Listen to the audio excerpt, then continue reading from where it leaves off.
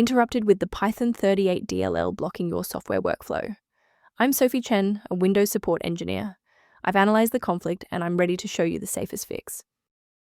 Before we dive into the Python38 manual process, note the maintenance tool linked below for standardized file referencing.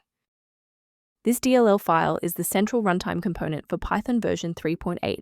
It manages memory allocation and script execution, enabling a wide range of third-party software and developers to run Python-based logic on Windows. With the why out of the way, let's focus on getting you running again. It's important to note that the Python38 DLL is installed as part of Python Interpreter and isn't found in Windows by default. Reinstalling the latest official version of Python Interpreter from the official source will restore the correct version of the Python38 to your PC.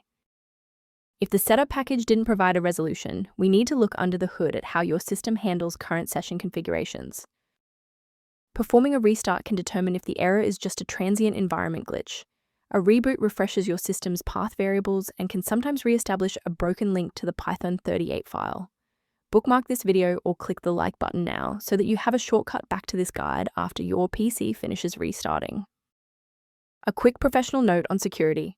Sourcing components correctly is just as important as the fix itself.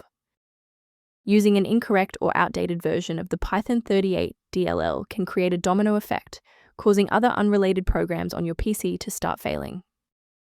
Managing these dependencies can be streamlined by using a specialized diagnostic utility to monitor your system state. If you're managing system alerts or background maintenance tasks, the resource below offers general guidance related to the Python38. I'm Sophie Chen. If this guide resolved the DLL error preventing the Python38 from launching, please subscribe for more verified engineering fixes.